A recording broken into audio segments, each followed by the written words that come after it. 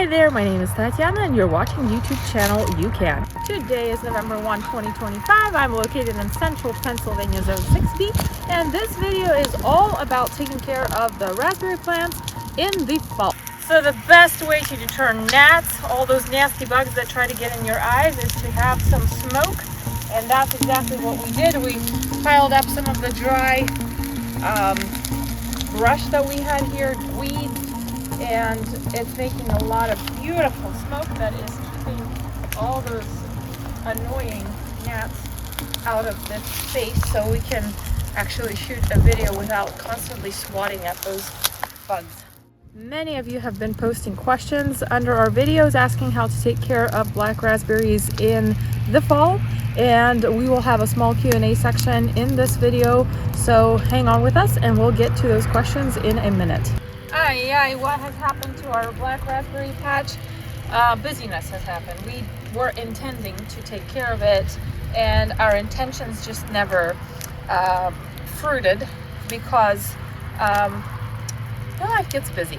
So like I have said in many of my videos, I'm a huge advocate for gardening even if you don't have time, because you know, when we look in magazines and different gardening books, you know, you see this absolutely perfect garden bed with absolutely no weeds. It's perfectly staked, perfectly, you know, tied, perfectly everything. The real world isn't like that. I mean, when we make videos, we try to show you exactly how it looks for us. And this is the current state of our black raspberry patch. It's weedy. It has overgrown. We did not have time to do anything with it because we were busy with other things that happen in life. So gardening and, you know, growing your own food doesn't have to be an unpleasant task, difficult, you know, time consuming. If I were to leave this just the way it is right now, like I'm talking, we have weeds through the raspberry patch. We have canes that have not been trimmed back. If I were to leave this, it's still going to produce berries next year. Will I be able to get to them? That's another question. Like, it will be difficult to get to the berries, but they will still produce the berries. Diving into the weed bunch here. So ideally, if you mulch your black raspberry plants with either sawdust is the best, the most ideal mulch, or with wood chips. It actually prevents the weeds from growing through. If you pile about 6 inches of the sawdust or the wood chips, the sawdust more so, the weeds cannot actually get through that. And even if one of you had made a comment about this violet looking stuff or purple clover, something like that, it will actually quench that and will not let those weeds grow through. Did we mulch this raspberry patch? No, we did not. So that is why we have all of these weeds in here. We have a lot of this beggar's ticks, which are, the Latin name is Bidens tripartita. It's actually a very highly medicinal weed, but it's those things, you know, the things that stick to your clothes when you are out in the woods. They're very annoying to work with, but we have some of those here. But what I want to get to and show you is how these canes look in the fall. So here is a perfect example. So if you recall, in the spring there's a video about how to take care of your black raspberry plants in the spring, in the late summer, so July through August. They grow, these canes grow long, and we went through and we pinched those. This is that pinched place which stimulated these lateral growths to happen. Now, these lateral branches, these lateral canes, is what is going to produce fruit next season, okay? So if this cane were to grow or touch the ground, in an ideal situation, if it could reach the ground sufficiently enough, it would grow roots on the tips, okay? This one wasn't able to reach the soil right here. This part did. You can see it actually started growing. Is this better? it actually started growing tiny little roots, but probably because there was a lot of wind and there was weeds that didn't let it actually sink into the soil, it never matured fully. So it is fall, it is November, and I'm going to cut that off. So I don't want to leave a terribly long cane, because we already tried this, and actually I have one video where I show you the difference between berries on a cane that has been cut to about 6 to 8 inches versus a cane that has been left long. Long canes produce a lot of small, more dry black raspberries. If you want black raspberries that are bigger, juicier, you want to cut it shorter. So in this case, I'm just going to go about right here. That's more than 6 to 8, probably more like 12 inches or something. I don't have a ruler and my eye gauge isn't that good. Anyway, that's where I'm going to cut it. And because we are transplanting this to the farm, we're actually going to snip all of these off. But I just saw something really cool that I want to show you with one of the other canes, this one actually. Okie doke, so right here, this is actually the cane I was showing you up on top, and it reached the ground and it actually grew beautiful roots. So what I'm going to do is I'm going to cut it off of the main plant, twink, and now I have another plant. Now this is not the most healthiest, robust new plant, because like I said, we have weeds here, and I was pulling out the weeds and I apparently pulled it out from the soil. But ideally you want to have some dirt on it as well when you transplant. It is a lot easier on the plant if you don't disrupt the roots. But I will take this and I will put it into a small container with dirt, and we will plant it on the farm and it will grow just fine. So I'm just getting some peat moss for those small plants that we dig up. So I'm just gonna make a little hole and put this in and cover it up. And the reason for that, you don't want the roots to dry out. If they dry out, it's a big shock for them, and they're gonna have a rough time rooting and actually growing and being healthy once you do plant them in the soil. So this cane right here, it's dead. This is what produced the fruit this spring and summer.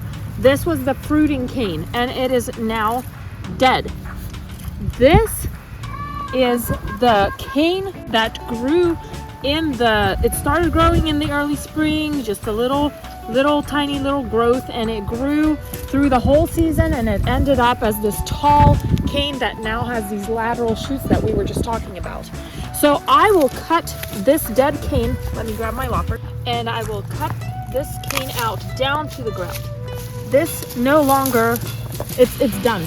Its life is over. It's not going to produce anything anymore ever again. Now this cane is what will produce fruit in the next season, in spring and summer of 2026. So I want to cut all of these lateral canes back so that I don't have all these long canes, right? And then what we're going to do is, because we're transplanting it to the farm, we're actually going to dig this plant out. This one right here. So when you're digging up a big plant like this, which this plant is, it's going to produce fruit next season. And if you want it to have a robust growth, your goal is to keep the roots as undisturbed as possible. So you want to step away from the plant, and when you dig this out, you want to kind of watch where those roots go and how they are, so that you take this out with minimal disruption. Obviously, you're disrupting the root system because you're digging it up, but you don't want to just grab here and just yank it out of the ground, because you are going to disrupt more than necessary. Okay.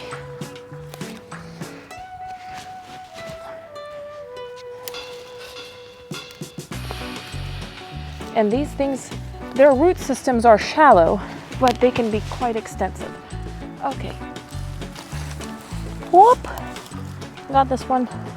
Into the wheelbarrow it goes. I'm just going to go and pick this weeds out because I don't want to take them to the farm. But you don't have to do that if you don't want to. You can mulch it, and the mulch will help stagger it, but I don't know. I'm just that person who does stupid stuff like this. So another question that is Sean Bryan. You asked, I'm getting mixed information. Should I prune my black jewel raspberries to the ground in the late winter / early spring of its second year? No, because if you prune your plants down to the ground, you just cut everything that will fruit in the next season down to the ground. Like I had showed, you just cut off the fruited cane. So the cane that's dead, yes, you want to cut it down to the ground, and then you want to leave all the other canes alive. You don't want to cut them down because you're cutting down your fruit. And another question, a really good question, actually, Amanda Braxton. How late in the year can you pinch off the tips? Perfect question. I will show you what happens if you don't tip them. So can you zoom in on this? So this is a cane that has not been, the top has not been pinched, and it just grew long. As you can see, there are no lateral branches growing off of it. If I were to cut it, which I will, I'll cut it. It is not going to produce any lateral branches because its active growth has stopped for the season. And it will just grow little fruiting spikes, I guess. I don't know if that's the technical term. I just call them that. From buds on the cane in the spring. Now, what I have noticed with canes that fruit that way, that don't actually get tipped and don't send the lateral branches out, the fruit is a lot smaller and it's a lot more dry, regardless of whether you have irrigation, whether you water it, whether you don't. They for some reason are smaller and drier, and it will not, like this cane will never grow lateral branches. It will fruit in the spring of 2026, die in the summer / fall, and I will cut it off. So you can only tip the tops for lateral growth during the active growing phase, which in Pennsylvania or Zone 6B is roughly between July, August is the very active growing phase. So if you tip them after the active growing phase is over, they will not send lateral branches. But I cut the cane off because this long cane cannot be transplanted. If I were not transplanting it and just leaving it here, it's just it becomes a massive tangle just because the cane is so long, it's reaching the ground. It will produce a whole bunch of small fruiting spikes throughout the entire cane. The berries are going to be dry, small, and they're going to be really difficult to get to. The cane could actually break because the weight of the berries is so heavy and it is so long. And as you can see, these canes, they're not massive like trees. They're thin. So the weight of the berries will actually snap that cane at some point, and you're going to lose whatever you have on it. So this cane right here, this lateral branch, reached the ground. You can see these absolutely beautiful roots that are absolutely gorgeous, healthy. Now, if I were not transplanting all of this, if I were not doing any kind of transplanting, I would actually not do anything with these canes this fall. I would leave it just the way it is until springtime. And the reason for that is, one, like you can see, these roots are really big and healthy. If they were to stay in the soil just the way that they are on this cane until springtime, they're going to become even bigger, like 5 times the size or even more. And then you could actually dig them up and you'd have a stronger plant in the spring if you want to transplant, or you could just cut it off of the main plant and leave it wherever it rooted, and you would have an undisturbed, plant that grows vigorously and beautifully. Also, if you are not transplanting, if you're not looking to have more plants, if you're not looking to have, to move your plants anywhere, leaving the canes the way they are through the winter is good because, like, for example, in our area, some winters we get very much frost. We get a lot of cold, freezing, but no snow. So there's no protection for the canes. Like usually the snow protects them from freezing somewhat. And a lot of times in the spring, when you look at your plants, there will be some canes that have been frost damaged. So you then have something to pick out of. Like you can pick out which of the 3 you're going to leave. Ideally, you want to leave 3 lateral shoots. Like this one, for example, has 4. 1, 2, 3, 4.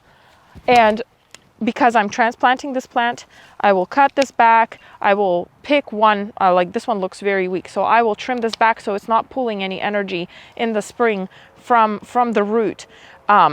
But you can leave 4 or 5 of the lateral canes until springtime and then decide which one looks good, which one has been frost damaged, which one to cut out, and then prune your black raspberries. So if you're not transplanting, you can leave your raspberry patch the way it is for the fall and not really do anything with it.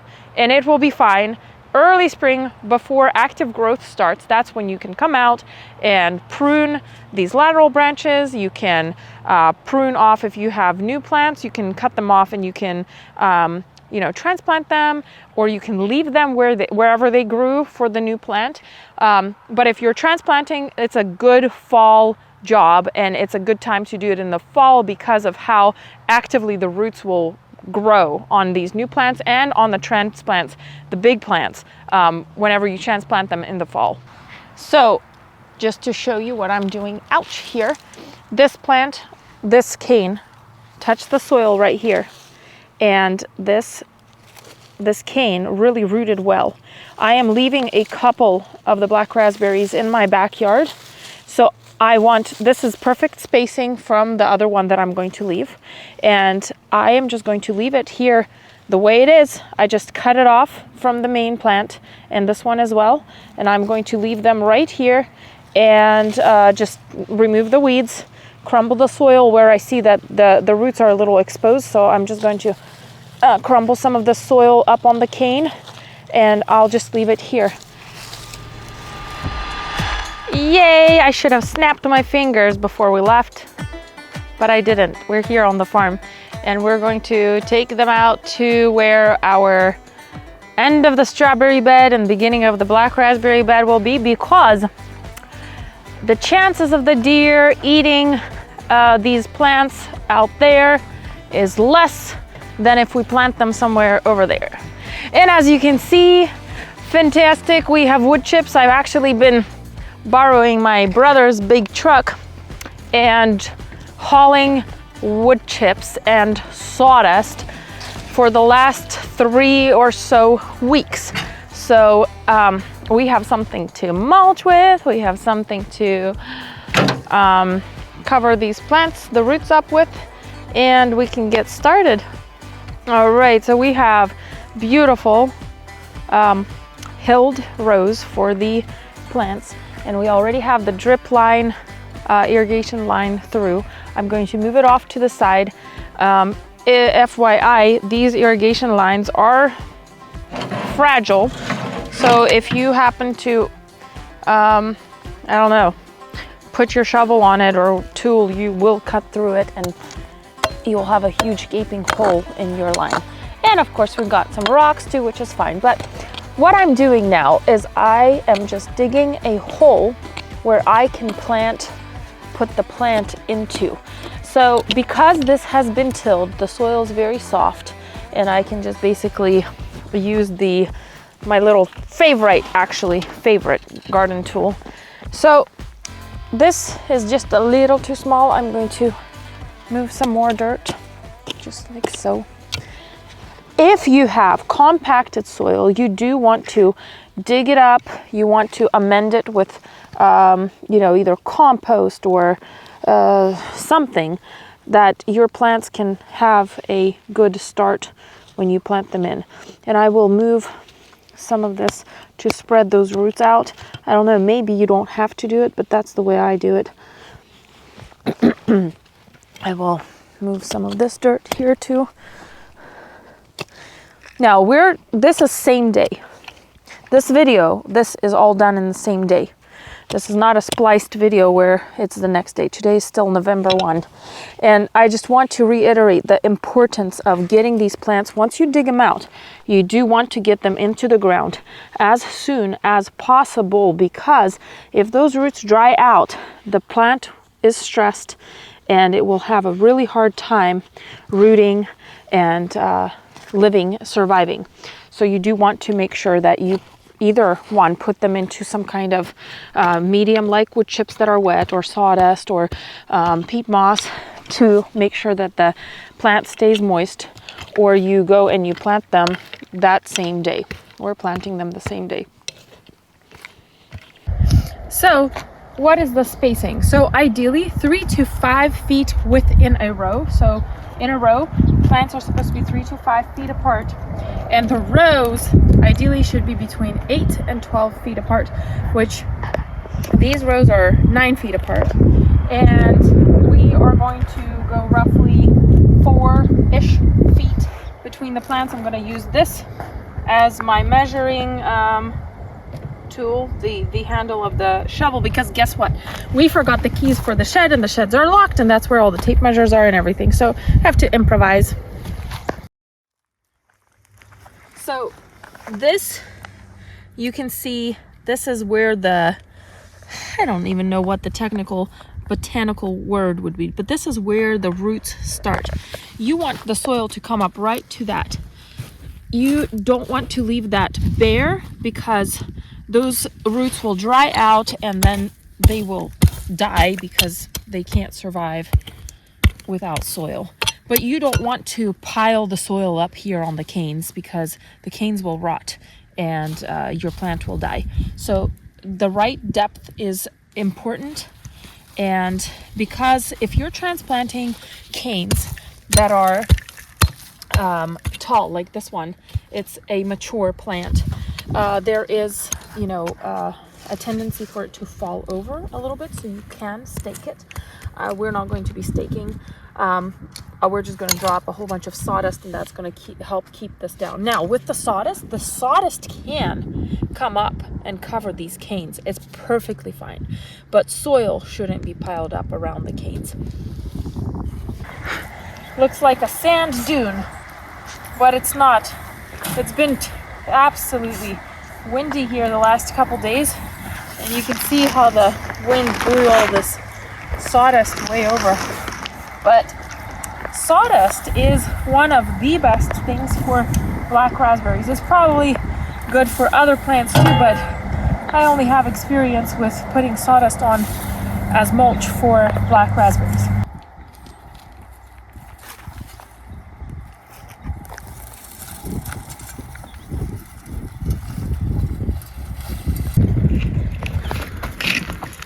Alright, so first things first, we're going to place the irrigation line right down the middle. So this is the fun part.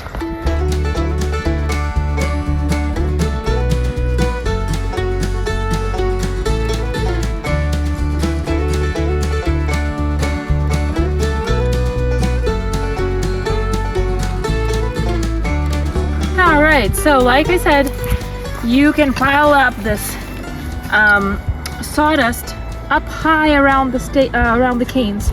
It will not hurt the canes. It will not make them rot. Whereas if you put the soil up in a hill around the cane, it will make the cane rot. So nice and thick. So let me see. It's as deep as my hand. So I'll pile a little more on with the next route that I go, but you want to kind of level this out. I am that person who likes everything to look nice, and eventually it does, like the rains will wash it away and everything, wash it down a little bit, but the idea is to keep the weeds from growing around these plants. Now, someone has asked if the weeds will damage the plants. Everything needs sunlight, everything wants water, everything wants air, all the plants do, to grow and live. So if you have a lot of weeds, yes, they get into competition with the raspberries, and even though they don't exactly stifle the growth of the raspberry plants, they do cause the raspberries to produce less fruit that is smaller, because, you know, weeds will compete with the raspberry for sunlight too. This is the behind the scenes. That's my spouse taking sawdust, and I decided to just shoot a little video and show you how the work gets done. Okay, there's our chicken coop with all our silly chickens. So if, you know, my spouse takes over hauling with the wheelbarrow, I am the speaker of the rakes. I can speak the rake language, so I usually am the one that does all the leveling, all the raking, because the rakes listen to me. They have no other choice. Anyway, so if you have watched any of our other videos about the farm, we were hoping to minimize or maybe completely eliminate the use of plastic on rows. But you probably can see in some of the shots that area over there which has plastic on it. That will be our grow beds for produce for 2026. And we unfortunately cannot, for that season, not use plastic because there's just going to be an unmanageable amount of weeds in that area. It was so dry this summer and fall, and there was nothing growing there, and Vlad had made the beds, and it rained, and there's lots of green stuff coming up, and as he said, it looked scary. If you're farming, gardening on such a scale, you see all the little green stuff coming up. Yes, it does look scary because it's not a lot of time before the weeds just take over and fully destroy your domesticated plants.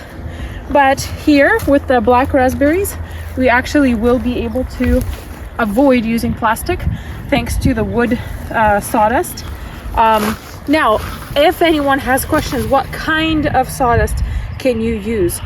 There's different info out there that says you should not put evergreen wood chips or sawdust onto your plants, or you should only use hardwood. We have tried both hardwood and evergreen, and it does the same thing. We did not notice a stunted growth, at least in our backyard garden. We didn't see any stunted growth. We did not see a poor flavor or poor formation of berries.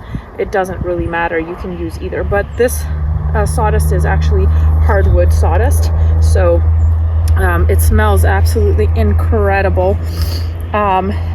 And we are actually going to have plant Dutch clover in the walkways, and these are going to be mowed. So we're going to have the rows mulched with the sawdust, and then we're planting in the Dutch white clover in the walkways. So I'm really excited once all of this comes together and actually looks the way it's supposed to look. Exciting times. As you can imagine, all of this takes a lot of time and money to create, and currently we are covering all the costs for everything on the farm out of pocket, and we have done a little research and saw that a lot of YouTube content creators use Patreon to help support their projects, and we decided to join the Patreon group. So if you want to support our project, There is a link in the comment, first pinned comment, and in the description to our Patreon account. And if you like this video, hit a like and subscribe to our channel for more videos like this.